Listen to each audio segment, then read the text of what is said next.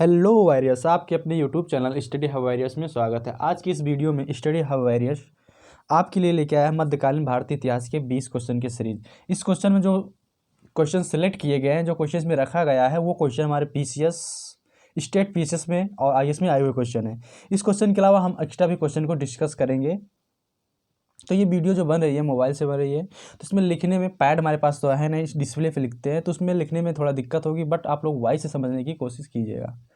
तो अगर आप लोग नए हो इस चैनल पे तो सब्सक्राइब करिए और बेल आइकन को दबाइए, जिससे आपको इसमें आने वाली हर सारी वीडियो को आपको नोटिफिकेशन मिलती रहे और आप अपने प्रिपरेशन को अच्छे से तरीके से करते रहिए। तो चलिए अब हम क्वेश्चन देखते हैं। हमारा पहला क्वेश्चन है, ठीक है।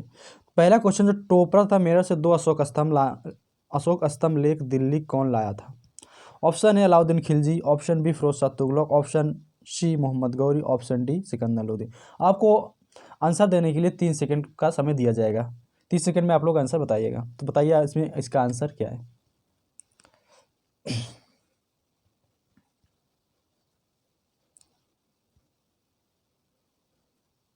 चलिए, इसका आंसर है ऑप्शन बी, फिरोज शाह तुगलक ने लाया था। किसने लाया था?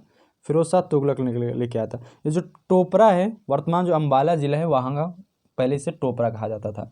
तो फिरोज शाह तुगलक ने 2 अशोक स्तंभ लेके आया था, का लेख लेके आए थे। पहला अशोक स्तंभ का जो लेख लगवाया था वो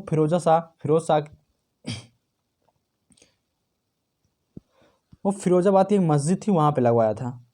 फिरोजाबाद की एक मस्जिद थी, वहाँ पे लगवाया था। और जो दूसरा अशोक स्तंभ था वो कहाँ पे लगवाया था, देखते हैं। दूसरा अशोक स्तंभ था वो दिल्ली में एक हिंदू राव हॉस्पिटल है, हिंदू राव अस्पताल है, वहाँ पे स्थापित करवाया था। हिंदू राव अस्पताल है, वहाँ पे स्थापित करवाया था। ठीक है, तो चलिए अब हम लोग नेक्स्ट क्वेश्चन देखते हैं। दिल्ली सल्तनत में सबसे ज़्यादा राज करने वाला कोई सुल्तानत था तो तुगलक वंश ही था।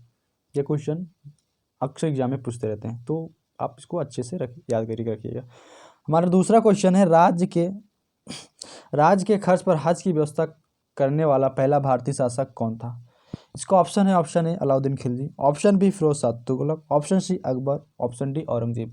चलिए आप लोग बताइए इसका आंसर क्या है?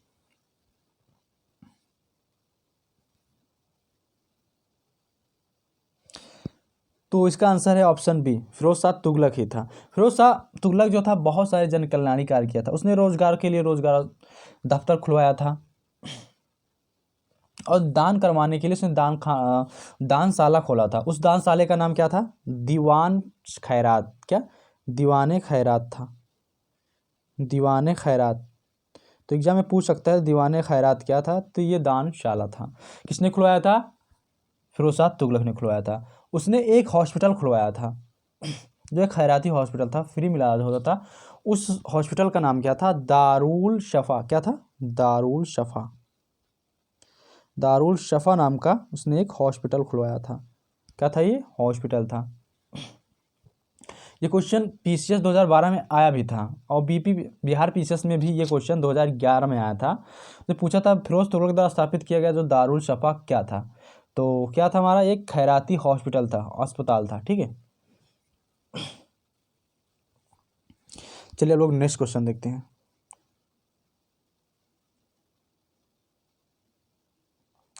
अगला हम लोग क्वेश्चन है, दिल्ली सल्तनत के तुगलक राजवंश का अंतिम शासक कौन था? Option A Firoz Shah Tughlaq, option B Ghiyasuddin Tughlaq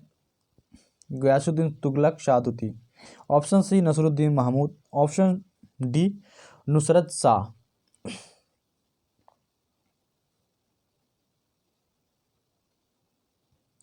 तो इसका आंसर है ऑप्शन सी नसरुद्दीन महमूद। ठीक है, कौन था? नसरुद्दीन महमूद था।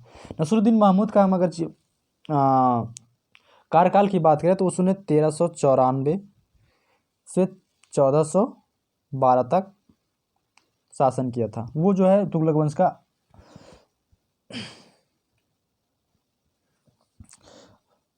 का जो है अंतिम शासक था। तो चलिए देखते हैं, 1394 से 1412 तक इसने शासन किया था। अब बात करें जो है एक क्वेश्चन इसके पूछा जाता है, जो महान मध्य एशिया के एक महान मंगोल सेना नायक था, कौन था वो? तैमूर लंग। क्या? तैमूर लंग ने किसके शासनकाल में आक्रमण किया था? तो नसरुद्दीन मोहम्मद शाह के शासनकाल में ही उसने आक्रमण किया था। तो बात करें उसने आक्रमण कब किया था? महान मंगोल जो सेना तैमूर लंग ने किसके शासन में आक्रमण किया था? नसरुद्दीन मोहम्मद शाह के शासनकाल में ही आक्रमण किया था। तो उसने आक्रमण कब किया था? 1398। बात करें तैमूर लंग कहाँ का था? तो मंगोल का था। ठीक है, चलिए अब नेक्स्ट क्वेश्चन हम लोग देखते हैं।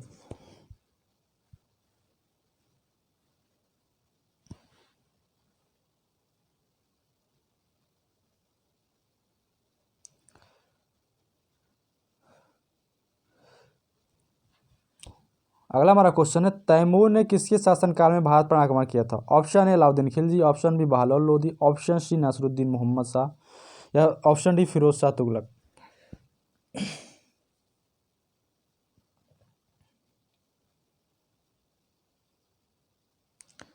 तो इसका ऑप्शन क्या है? इसका आंसर है ऑप्शन सी नसरुद्दीन मोहम्मद शाह। हम लोग अभी बात कर चुके हैं 1398 में मंगोल का जो सर तैमूर लंग ने इसके शासनकाल में आक्रमण किया था। और देखिए तैमूर के आक्रमण के बाद एक दूसरी जो है सल्तनत जो है आई, सल्तनत का राजा स्थापित हुआ। उस सल्तनत कौन सी सल्तनत हुई? सैयद वंश। कौन सी सल्तनत थी? सैयद वंश। तैमूर के आक्रमण के बाद जो है तुगलक वंश पूरी तरह से तहस नहस हो गया। उसके बाद एक नया सल्तनत स्थापित हुई जिस सल्तनत का नाम था सैयद वंश। ये क्वेश्चन बिहार पीसीएस 2001 में आया था कि तैमूर के आक्रमण के बाद कौन सी सल्तनत का राज चला? तो सैयद वंश का राज चला था।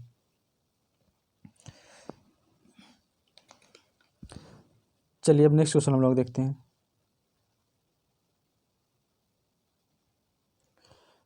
अगला हमारा क्वेश्चन है, महाराणा सांगा ने इब्राहिम लोदी को किस युद्ध में परास्त किया था?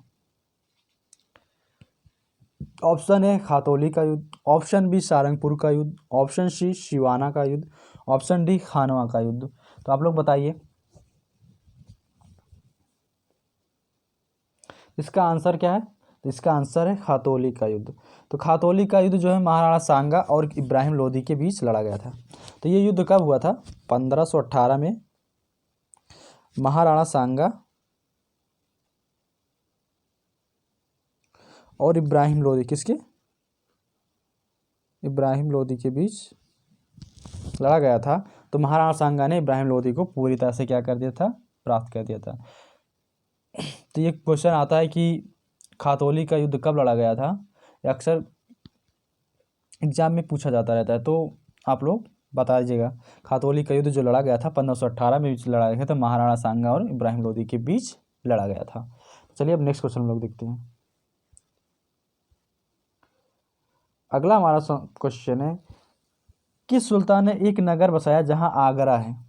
तो आगरा मतलब आगरा का जो ताजमहल है, आगरा शहर किसने बसाया था?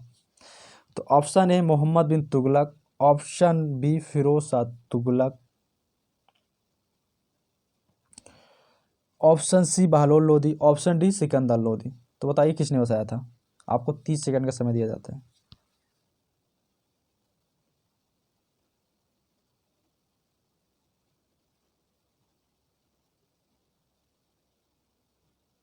तो इसका आंसर क्या है? इसका आंसर है ऑप्शन डी।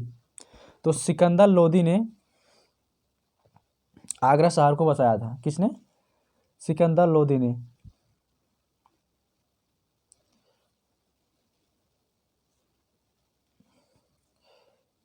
सिकंदर लोदी ने आगरा शहर को बसाया था। ये क्वेश्चन पूछता था आगरा शहर को किसने बसाया था? तो सिकंदर लोदी ने बसाया था।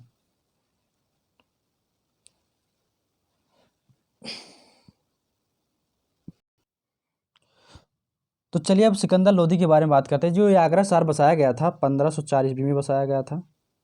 कितने में? 1504 ईस्वी में बसाया गया था। तो सिकंदर लोदी ने एक कृषि और व्यापार की उन्नति के लिए एक नाप की पैमाना प्रचलित किया था। नाप की पैमाना जो था कृषि और व्यापार के लिए, उस क्या नाम था उसका? गज ए सिकंदरी। क्या? गज ए सिकंदरी एक नाप पैमाना था। ठीक है, इसने सिकंदर लोदी ने, और उसने जो है एक आयुर्वेदिक ग्रंथ का जो है फारसी में अनुवाद भी किया था, तो जिसका नाम क्या था? आयुर्वेदिक ग्रंथ था एक, आयुर्वेदिक जो ग्रंथ था उसका नाम था फरहंगे सिकंदरी। क्या था? फरहंगे सिकंदरी। ये एक आयुर्वेदिक ग्रंथ था, ठीक है। सिकंदर लोधी कविता भी लिखता था। उसका एक कविता जो है बहुत फेमस कविता थी, और उस कविता का नाम क्या था? गुलरुखी। गुलरुखी नाम की कविता किसने लिखी थी? तो ये सिकंदर लोधी ने ही लिखा था। सिकंदर लोधी की बात करें तो वो शहनाई का बहुत शौकीन था। किसकी? शहनाई का बहुत शौकीन था सिकंदर लोधी जो है, शहनाई का बहुत शौकीन था।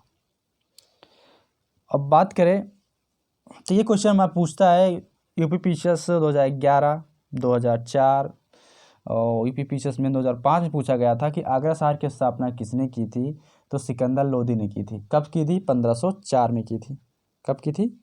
1504 में की थी, और सिकंदर लोधी ने की थी। एक ये भी क्वेश्चन पूछा गया था यूपी पीसीएस में 2015 में पूछा गया था, गुलरुखी उपनाम से कविताएं किसने लिखा थी? तो सिकंदर लोधी ने ही लिखा था। चलिए अब नेक्स्ट क्वेश्चन हम लोग देखते हैं।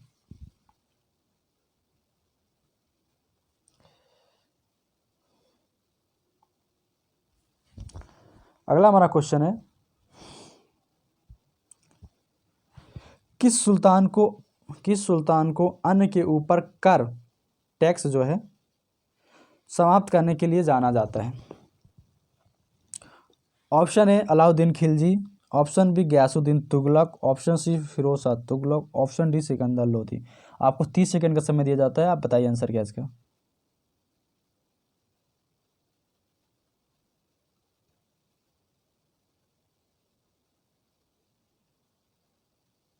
तो इसका आंसर क्या है? इसका आंसर जो है सिकंदर लोधी है।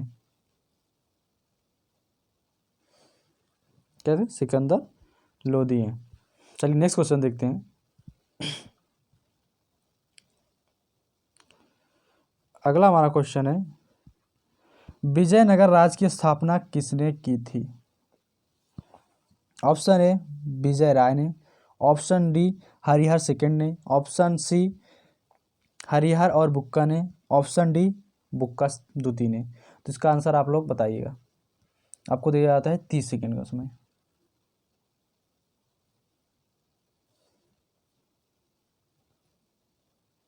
इसका आंसर है ऑप्शन सी, हरिहर और बुक्का ने किया था। विजयनगर साम्राज्य की स्थापना की बात करें तो हरिहर बुक्का ने किया था। कब किया था? 1336 ईस्वी में किया था।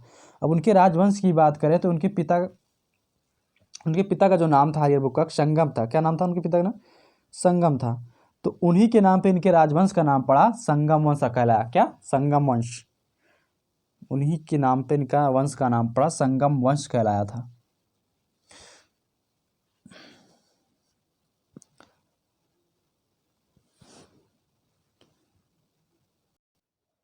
वहीं बात करें तो जो है मोहम्मद बिन तुगलक ने वहीं बात करें जो है मोहम्मद बिन तुगलक ने जब एक बार कंपली को विजित कर लिया था, क्या कंपली को जीत लिया था, तो हरिहर और बुक्का को बंदी बना लिया था। तो हरिहर और बुक्का ने मुस्लिम धर्म क्या किया था?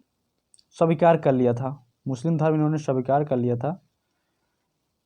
लेकिन बाद में इन्होंने क्या किया? संत विद्या इनके एक गुरु थे, संत विद्यारण्य। क्या थे इनके गुरु? नाम था, क्या नाम था इनके जो गुरु थे हरिहर और बुक्का के? संत विद्यारण्य। कौन थे? विद्यारण्य से इन्होंने प्रेरित होकर क्या किया? फिर से ये हिंदू बन गए। ठीक है। अब वहीं बात करें जो है इस साम्राज्य में 4 राजवंशों ने राज किया था। किसने? 4 राजवंशों ने। पहला हमारा तो जो पहला था सो संगम वंश था। कौन? संगम वंश। पहला संगम वंश था जो 1336 से 1485 तक राज किया था। दूसरा राजवंश की बात करें तो शालू राजवंश था। कौन सा? शालू वंश था। उसने 1485 से 1505 तक राज किया। बात करें तीसरे राजवंश की बात तो तुलु था। कौन सा राजवंश था? तुलु वंश था। उसने जो है राज किया था 1505 से 1570 तक उसने राज किया था। जो चौथा राजवंश था अरा चौथा राजवंश था अराबीड था। कौन था? अराबीड वंश था। अराबीड वंश था। उसकी राज की बात करें तो 1570 से 1570 से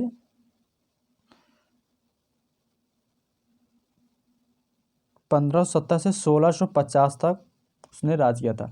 सब राजवंशों ने लगभग 300 वर्षों तक शासन किया था। अब बात करें वहीं विजयनगर साम्राज्य की राजधानियां, तो पहली राजधानी जो बनी थी अनेगोडी थी। क्या थी? अनेगोडी थी। वहीं बात करें सेकंड राजधानी की, तो सेकंड राजधानी जो थी विजयनगर थी। क्या थी? विजयनगर, जो हरिहर और बुक्का ने स्थापित किया था। दूसरी राजधानी की बात करें तो वेनुगुड़ा थी। तीसरी, सॉरी, वेनुगुड़ा थी। क्या? वेनुगुड़ा, गोंडा, वेनुगोंडा थी। और जो चौथी थी वो चंद्रगिरी थी। इन वंशों की जो 4 राजधानियां हुई थी, चौथी जो थी चंद्रगिरी थी। ठीक है, तो ये क्वेश्चन अक्सर आता रहता है। यूपी पीछे जो है आया था 2010 में, विजयनगर साम्राज्य की जो स्थापना की थी वो किसने की थी? ये उत्तराखंड पीछे 2004 में आया था। तो किसने की थी? हरिहर और बुक्का ने की थी। चलिए हम नेक्स्ट क्वेश्चन देखते हैं हम लोग।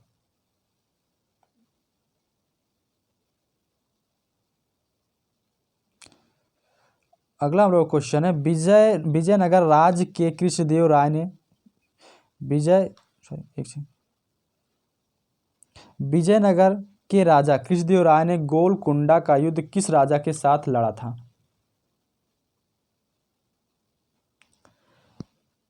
तो बताइए आप लोग। Option A Quli Qutb Shah, option B Qutbuddin Aibak, option C Ismail Adil Khan, option D Gajapati.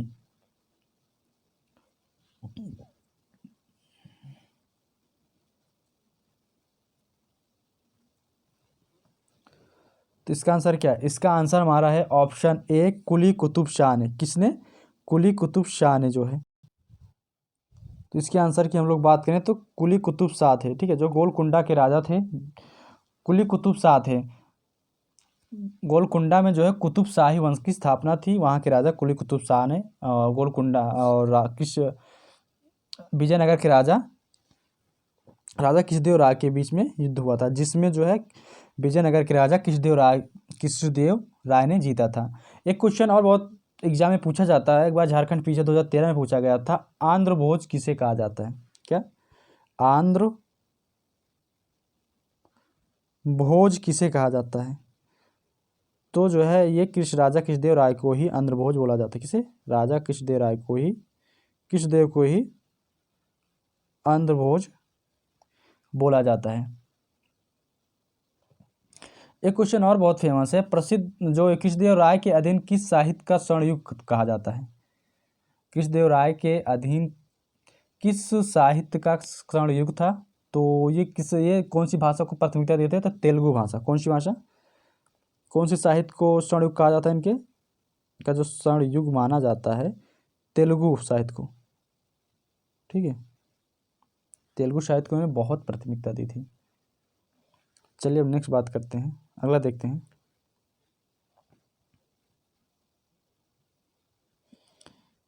अगला हमारा क्वेश्चन है, कृष्णदेव राय के दरबार में जो है अष्टदिग्गज कौन थे? अष्टदिग्गज नाम से फेमस थे, कौन थे? ऑप्शन ए 8 मंत्री, ऑप्शन बी 8 तेलुगु कवि, ऑप्शन डी 8 महान सेनापति, ऑप्शन डी 8 परामर्शदाता। तो अब इसका आप लोग आंसर बताइएगा। क्या है आंसर? आपको दिया जाता है 30 सेकंड।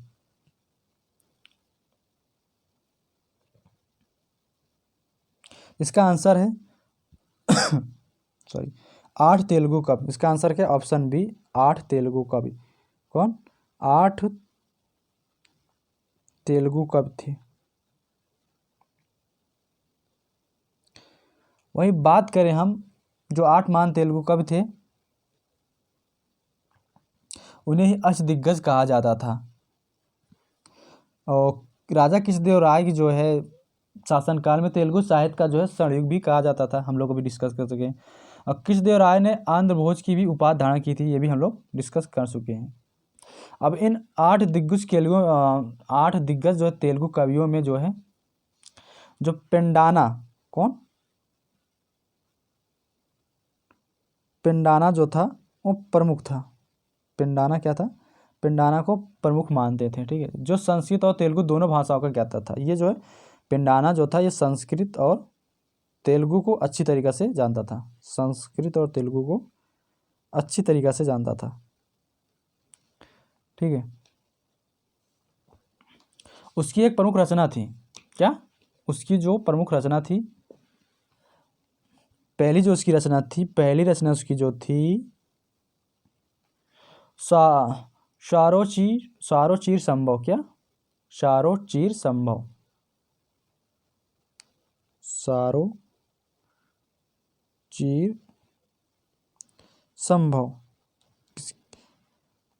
तो किसकी रचना थी, पेंडाना की। और दूसरी क्या थी, मनुचरित, क्या, मनुचरित।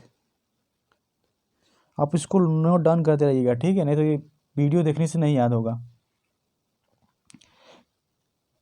जो हमारे कृष्णदेवराय थे वो भी एक, क्या कहते हैं, वो भी एक कवि और लेखक थे। उनकी भी एक रचना थी जो बहुत उनकी रचना की क्या नाम थी, अमुक्त माल्याद। कृष्णदेवराय की जो रचना थी, कृष्णदेवराय की जो रचना थी, कृष्णदेवराय की जो रचना थी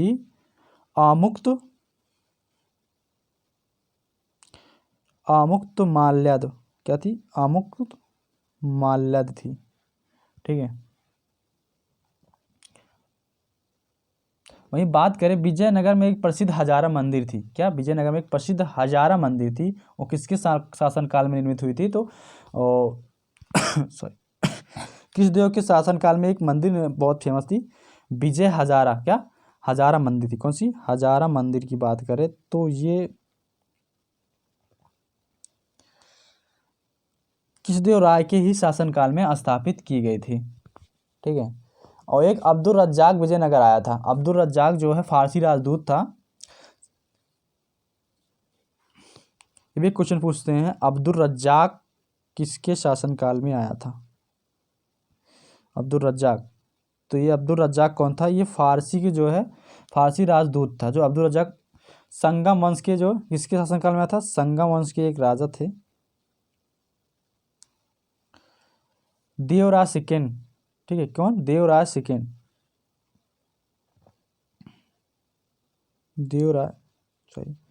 देवराय द्वितीय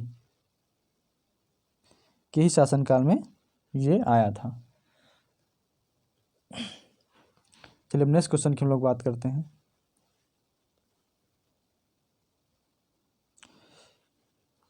ये हो गया है, मतलब विजयनगर के प्रसिद्ध जो मंदिर, हजार मंदिर किसके शासनकाल में बनी थी, तो कृष्णदेवराय के शासनकाल में बनी थी, ठीक है। तो चलिए नेक्स्ट क्वेश्चन हम लोग देखते हैं।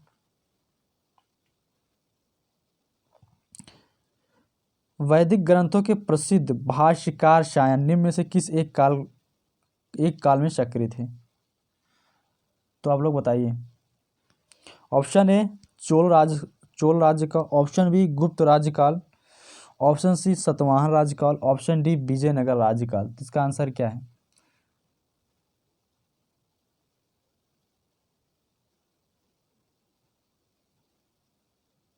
इसका आंसर क्या है, ऑप्शन डी विजयनगर राज्यकाल, क्या, विजयनगर राज्यकाल।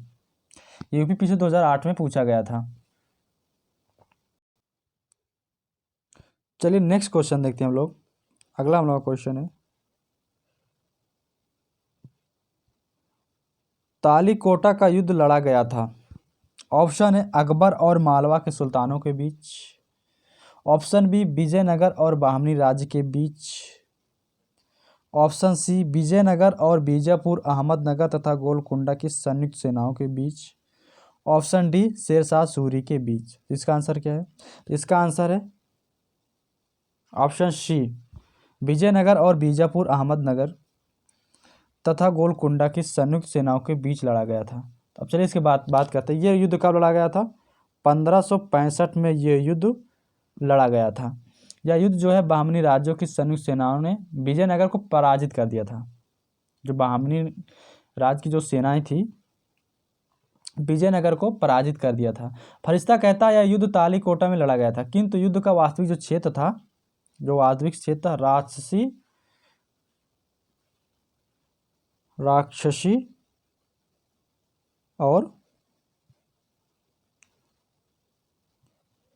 राक्षसी और तंगड़ी नामक दो गांव के बीच में लड़ा गया था। ठीक है, वो उस समय जो विजयनगर का शासक था सदाशिव राय था। कौन था? सदाशिव राय था। सदाशिव राय था। कौन था? सदाशिव राय था, जिसका शासनकाल 1542 से 1572 तक था। कितना? 1542 से 1572 तक था। किंतु उसका जो वास्तविक शासन था उसके मंत्री राम राय के हाथों में था। जो उसका वास्तविक शक्ति थी उसके हाथ में नहीं थी, उसके मंत्री एक था, उस मंत्री का नाम था राम राय। क्या था? राम राय के हाथ में था। ठीक है, तो कब लड़ा गया था? 1565 के बीच में लड़ा गया था। किसके बीच लगा? विजयनगर और बीजापुर, अहमदनगर तथा गोलकुंडा की संयुक्त सेनाओं के बीच में लड़ा गया था, और जो बहमनी राज्य की संयुक्त सेनाओं ने विजयनगर को पराजित कर दिया था। चलिए नेक्स्ट क्वेश्चन हम लोग देखते हैं।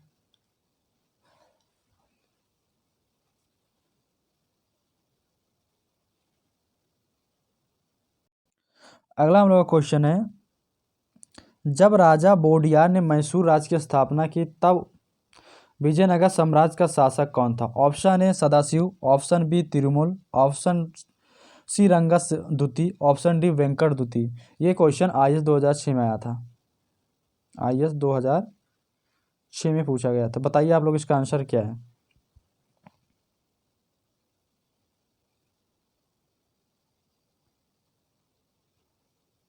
तो इसका आंसर ऑप्शन डी वेंकट द्वितीय। क्या? वेंकट द्वितीय। और इसकी स्थापना कब हुई थी? इसकी स्थापना जो है 1612 में। कब? 1612 में मैसूर राज्य की स्थापना की गई थी। तो उस समय वेंकट द्वितीय ही राजा वोडियार का समकालीन था, जो ठीक है किस समय में हुआ था। चलिए नेक्स्ट क्वेश्चन हम लोग देखते हैं।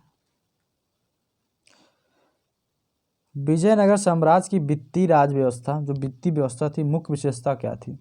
ऑप्शन ए अधिशेष लगाना, ऑप्शन बी भू राजस्व,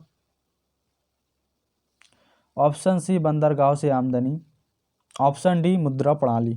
इसका आंसर क्या है आप लोग बताइए। आप लोग के पास 30 सेकंड है।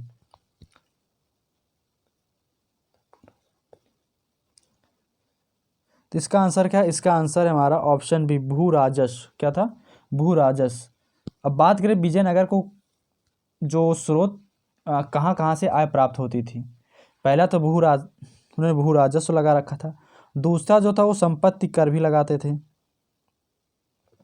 क्या? संपत्ति कर। तीसरा व्यापारिक कर। ठीक है, चौथा व्यावसायिक कर भी वो लोग लगाए थे। भू राजस्व कर में व्यावसायिक कर, ठीक है, व्यावसायिक कर भी था। और तीसरा जो है उद्योग पर उन लोग उद्योगों पर भी कर लगा के रखे थे। और उन्होंने सामाजिक और सामुदायिक कर तथा अपराधों के लिए आरोधित अर्दन भी, ये सब उनके राजस्व का सर्वाधिक महत्वपूर्ण स्रोत था। भूमि की भली बात सर्वेक्षण किया जाता और उपज का 1/6 भाग भूमि के कर के रूप में वसूलती। ठीक है, ये भूमि के उपज के 1/6 भाग को जो है कर के रूप में क्या करते थे? वसूलते थे।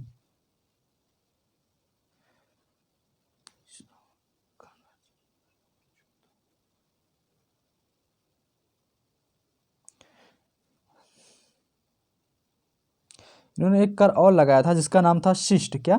शिष्ट। शिष्ट जो नामक कर था वो राज्य की प्रमुख आय का स्रोत था।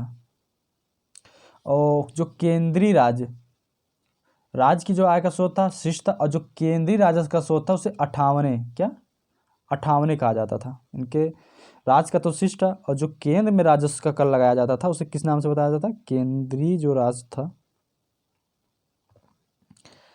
केंद्रीय राजस्व विभाग ने जो कर लगाया था उसे 58 क्या 58 कहते थे। क्या कहते थे?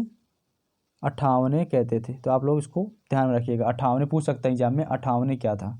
तो 58 जो था वो के विजयनगर साम्राज्य के केंद्रीय राजस्व विभाग द्वारा लगाया गया एक कर था, और शिष्य जो था वो राज्य के द्वारा लगाते थे। चलिए नेक्स्ट बात करते हैं हम।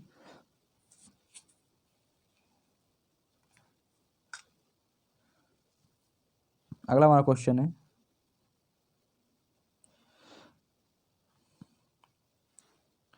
निम्नलिखित में से किस स्थान के खंडहर विजयनगर की प्राचीन राजधानी का प्रतिनिधित्व करते हैं?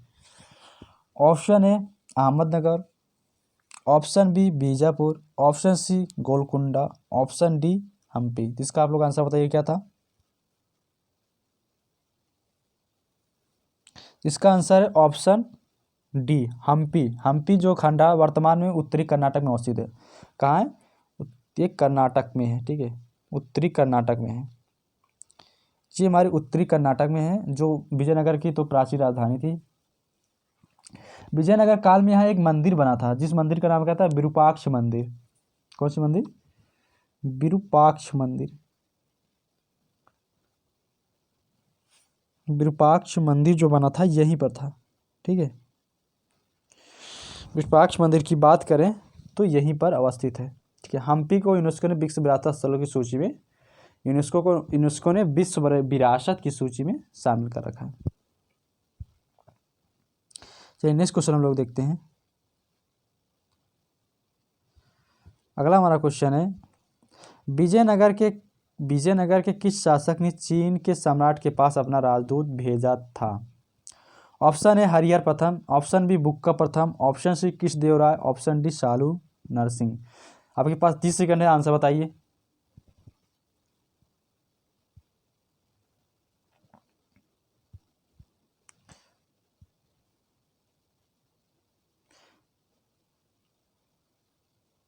इसका आंसर हमारा है ऑप्शन बी बुक्का प्रथम ने। तो बुक्का प्रथम ने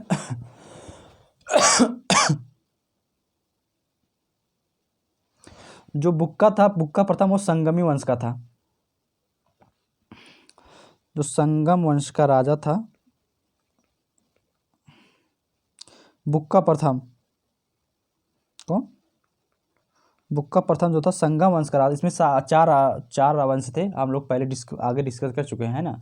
तो इसका जो शासनकाल था बुक्का प्रथम का, संगम वंश का, 1356 से जो है 77 तक था, ठीक है। तो इसने जो विजयनगर जो उसने चीन के सम्राट के पास अपना राजदूत भेजा था 1374 ईस्वी में उसने अपना दूत मंडल भेजा था। चलिए नेक्स्ट क्वेश्चन हम लोग देखते हैं। तो ये क्वेश्चन हमारा पीसीएस के जो है 2008 में आया था, ठीक है। पीसीएस छत्तीसगढ़ पीसीएस के 2008 में आया था क्वेश्चन। चलिए नेक्स्ट क्वेश्चन हम लोग देखते हैं।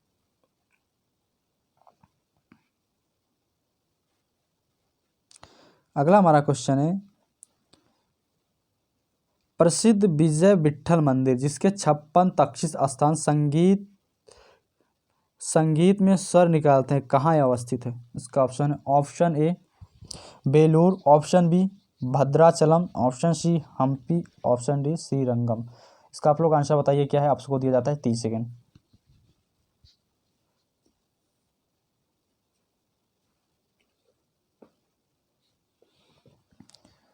इसका आंसर है ऑप्शन सी, ठीक है, हम्पी। अब बात करते हैं इस मंदिर की। जो विट्ठल मंदिर का निर्माण जो करवा विजयनगर समाज के जो विट्ठल मंदिर का जो निर्माण करवाया था विजयनगर समाज के तुलु वंश के महाप्रतापी राजा कृष्णदेव राय ने करवाया था। किसने?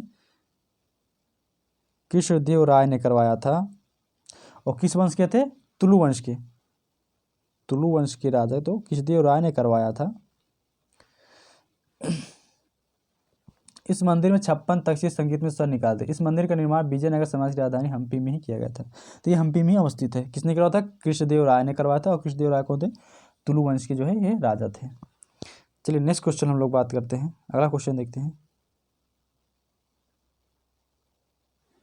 अगला हमारा क्वेश्चन है, सल्तनत काल के सल्तनत काल के अधिकांश अमीर एवं सुल्तान किस वर्ग के थे? ऑप्शन ए तुर्क, ऑप्शन बी मंगोल, ऑप्शन सी तातार, ऑप्शन डी अरब। तो आपके पास है पहले वाला जो क्वेश्चन था IAS 2007 में आया था, ये IAS 2007 में पूछा गया क्वेश्चन है, ठीक है, 2007 में ये IAS में आया हुआ क्वेश्चन है। चलिए नेक्स्ट क्वेश्चन देखते हैं। ये क्वेश्चन हमारा जो है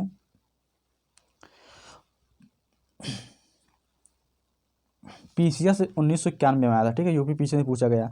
सल्तनत काल के अधिकांश अमीर और सुल्तान किस वर्ग के थे? पहला है तुर्क वंश, ऑप्शन बी मंगोल, ऑप्शन सी तातार, ऑप्शन डी अरब। तो इसका आंसर क्या है?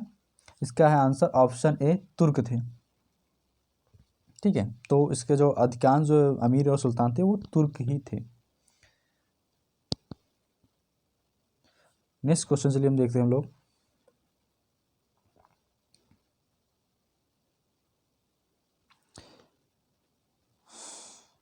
निम्नलिखित में से कौन सा एक सुमेलित नहीं है? ठीक है, चलिए आप लोग बताइए।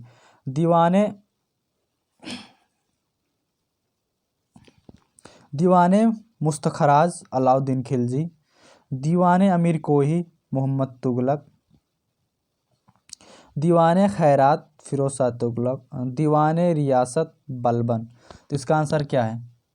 तो इसमें कौन सा सुमेलित नहीं है?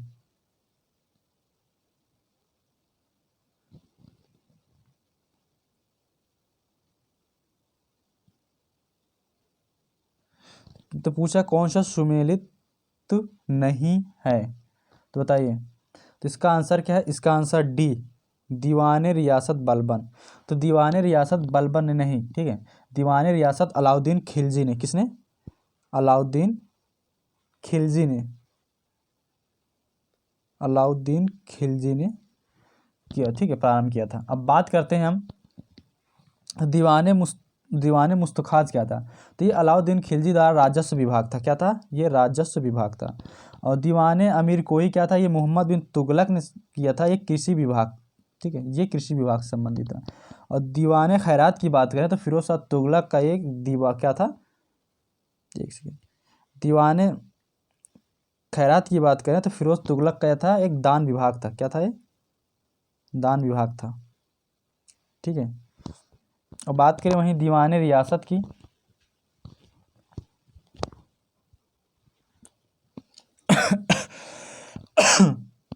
सॉरी,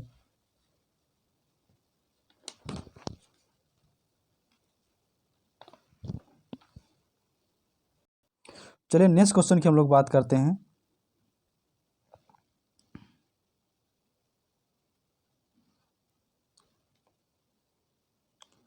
हम लोग का अगला क्वेश्चन है निम्नलिखित युगों में से कौन से सही रूप से सुमेलित हैं? तो इसका देखिएगा, हम लोग देखते हैं। दीवाने बंदगान फिरोज शाह तुगलक, ऑप्शन बी दीवाने मुस्तखराज बलबन, ऑप्शन सी दीवाने कोही अलाउद्दीन खिलजी, ऑप्शन डी दीवाने अर्ज मोहम्मद बिन तुगलक। तो इसका आंसर क्या है? तो इसमें से कौन सा सही है? तो इसमें ऑप्शन हमारा ए दीवाने बंदगान फिरोज शाह तुगलक ने, ठीक है, फिरोज शाह तुगलक ने ये दीवाने बंदगाह विभाग का गठन किया था। ये कैसा विभाग था? ये दासों की देख रेख, ठीक है, दासों की देख रेख करता था, ठीक है। दासों की देख रेख करने के लिए दीवाने बंदगाह जो है फिरोज शाह तुगलक ने के शासनकालों में ये लागू किया गया था, ठीक है। उसके बात करते हैं उसके फिरोज शाह तुगलक के पास 1,80,000, ठीक है, दासों की जो संख्या थी 1,80,000 हो गई थी। वहीं बात करते हैं दीवाने मुस्तखराज की, तो इसने अलाउद्दीन खिलजी ने, ठीक है, दीवाने मुस्तखराज किसने? अलाउद्दीन खिलजी ने राजस्व व्यवस्था में भ्रष्टाचार को रोकने के लिए उसने स्थापित किया था। वहीं बात करें दीवाने मुस्तखराज की, तो मोहम्मद बिन तुगलक ने, किसने? दीवाने मुस्तखराज की बात की तो मोहम्मद बिन तुगलक ने संकट की स्थिति में कृषकों की सहायता के लिए, मोहम्मद बिन तुगलक ने कृषकों की सहायता के लिए ये स्थापित किया था इस व्यवस्था की। वहीं बात करें दीवाने कोही, तो दीवाने कोही जो था वो भी मोहम्मद बिन तुगलक ने कृषकों की सहायता के लिए ये केंद्र स्थापित की थी किसी पर। और दीवाने अर्ज जो मारा था ये सैनिकों के लिए था। क्या?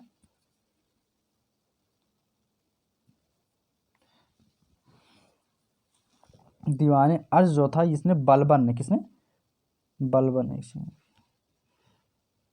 ये बलबन ने स्थापित किया था। क्यों स्थापित किया था? सैनिकों की देखरेख के लिए। और दीवाने कोई जो मारा था मोहम्मद बिन तुगलक ने, ठीक है, कृषि की देख लीजिए। और दीवाने बंदगाह जो था तो ये फिरोज शाह तुगलक ने किया था दासों के देखरेख के लिए।